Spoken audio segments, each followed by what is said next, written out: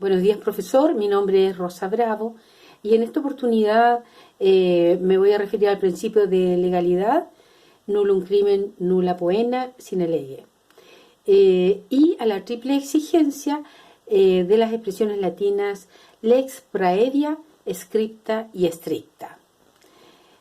Para realizar este trabajo he consultado como bibliografía a lecciones del derecho penal chileno, parte general, de los autores Sergio Politov, Jean-Pierre Matus y María Cecilia Ramírez, así como el derecho penal, parte general, tomo 1, de don Mario Garrido Mon.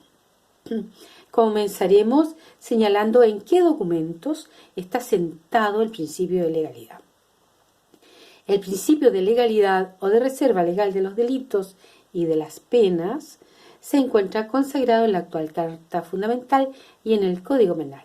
En la Constitución Política de Chile, artículo 19, número 3, incisos penúltimo y último, con arreglo a los cuales ningún delito se castigará con otra pena que la que le señala una ley promulgada con anterioridad a su perpetración, a menos que una nueva ley favorezca al afectado, nullum crimen nulla poena sine lege praedia, y, por otra parte, ninguna ley podrá establecer penas sin que la conducta que sanciona esté expresamente descrita en ella, nullum crimen nulla poena sine lege scripta et certa. Ambos preceptos se encuentran también en el artículo primero, inciso primero del Código Penal, que establece que es delito toda acción u omisión voluntaria penada por la ley, y el principio relativo a la legalidad de las penas en el artículo 18, inciso primero del mismo Código Penal, que ningún delito se castigará con otra pena que la que le señale una ley promulgada con anterioridad a su perpetración.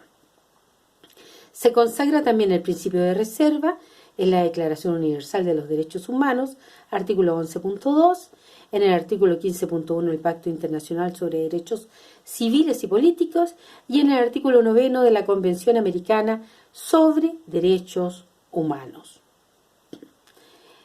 El autor Garrido Mon, en el capítulo 2 de su libro, señala límites al ius puniendi. Límites de la facultad de castigar en un Estado de Derecho. Las limitaciones están contenidas por el principio de legalidad, conocido también como de reserva. En su literalidad se identifica con la reserva a la ley de manera absoluta de todo lo relativo a la configuración del delito y a su penalización. El principio se sintetiza en las expresiones latinas universalmente empleadas nullum crimen nulla poena sine legem. En otros términos, no hay crimen ni pena sin que previamente una ley así lo haya determinado. Como creador intelectual de este principio fundamental para el derecho, señala a Feuerbach, que lo recoge de la Revolución Francesa y lo consagra en el artículo 8 de la Declaración de Derechos del Hombre 1789. El principio de reserva es de carácter formal, porque se refiere a la manera como el Estado ejerce su facultad de castigar.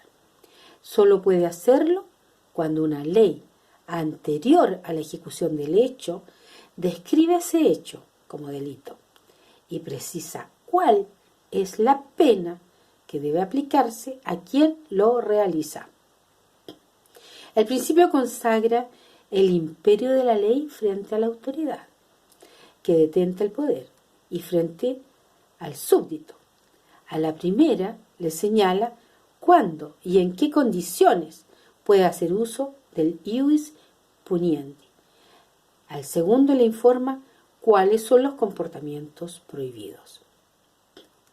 La ley positiva, para lograr ese objetivo, debe cumplir una triple exigencia, que se sintetiza en las expresiones latinas lex praedia, scripta y stricta. Veamos cada una. Lex praevia. Un determinado comportamiento para ser delictivo debe estar descrito como tal por una ley promulgada con anterioridad a la fecha de comisión del hecho. En materia penal, de consiguiente, rige el principio de irretroactividad de la ley, no puede operar hacia atrás salvo de manera excepcional.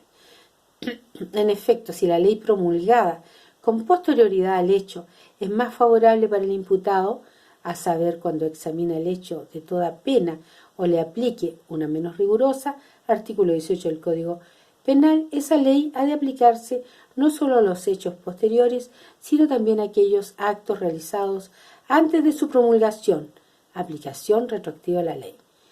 Lex scripta, la norma positiva que describe una conducta como delito y determina su sanción, debe consistir en una ley formalmente dictada por los cuerpos colegisladores, Parlamento y Poder Ejecutivo, o sea, con las formalidades y en el procedimiento señalado para su formación por la Constitución Política. Quedan excluidos, por tanto, los demás textos legales, así como los reglamentos, las ordenanzas, las instrucciones, los decretos, las órdenes de servicio y otros semejantes. Lo mismo sucede con la costumbre, que no es fuente creadora de delitos ni de sanciones en nuestro país. Lex stricta. Es insuficiente para que se cumpla con el principio de legalidad que un acto sea calificado por una ley como delito. Es necesario además que se describa la conducta prohibida, la conducta de reproche social, y se determine la pena a imponer. Esa es la manera de cumplir con el requisito de que la lex sea estricta. Para legislar en materia penal se exige cierta precisión, que se concreta en dos aspectos. La conducta prohibida ha de describirse con claridad y exhaustivamente lo sustancial, diferenciando una de otra adecuadamente, de modo que puedan individualizarse sin dudas. La exigencia de que la ley precise la conducta se denomina mandato de determinación o de taxatividad, que se vincula con el tipo penal. Las descripciones vagas o demasiado generales no cumplen con el mandato de determinación. Se debe indicar claramente el verbo rector. En la misma forma, ha de precisarse la pena que corresponderá aplicar. No cumplen con el mandato de determinación las sanciones no precisadas en cuanto a su naturaleza, duración y modalidades de ejecución, dentro de ciertos límites que deben ser expresados, toda vez que resulta imposible que indique la que concretamente el tribunal debe imponer en cada caso particular. Como ejemplos menciono, el artículo 467 del Código Penal describe la estafa como parte de la estructura del tipo penal. En su inciso primero describe la conducta reprochable. Es el presupuesto para que se aplique una sanción, siendo el verbo rector defraudar. En los incisos 2, 3, 4 y 5 siguientes describe la sanción a aplicar como consecuencia de hecho, a la conducta cometida, a la conducta probada. Otro ejemplo, la ley 18.575, ley base de la administración del Estado, señala en su párrafo tercero, en relación a la declaración de intereses que deben realizar las autoridades que asuman nuevos cargos en la institución pública, hasta el cargo de jefe de departamento o su equivalente, en el párrafo tercero, artículo 59 a 61, señala que esa declaración de patrimonio e intereses debe ser realizada cuando asumen el cargo y una vez cada 4 años, a menos que haya algún cambio significativo. El no hacerlo lo significa sanciones, y eso está en el párrafo cuarto de responsabilidades y sanciones, ¿ya? Que se indica en el artículo 67 la multa a aplicar a la autoridad o funcionario infractor por la no presentación oportuna y la correspondiente responsabilidad administrativa. El decreto ley 3.500 del nuevo sistema FP, en su artículo 13, tipifica el siguiente delito: los que con el objeto de obtener o facilitar la obtención indebida de los beneficios que establece esta ley, para sí o para terceros, ocultar la identidad de todos o algunos de sus beneficiarios, proporcionar en antecedentes falsos o dolosamente ocultar en antecedentes fidedignos, en perjuicio de una administradora, compañía de seguros o del fisco, serán sancionados con las penas que establece el artículo 467 del Código Penal, delito de estafa. En conclusión, la ley penal va a sancionar conductas de reproche.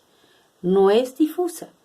Y el principio de legalidad significa seguridad jurídica, porque el ciudadano conoce con anticipación las conductas prohibidas, y de garantía política, porque el Estado no puede amenazar a las personas con otras penas que las que han sido previamente determinadas. Muy buenos días, profesor. Se despide Rosa Bravo.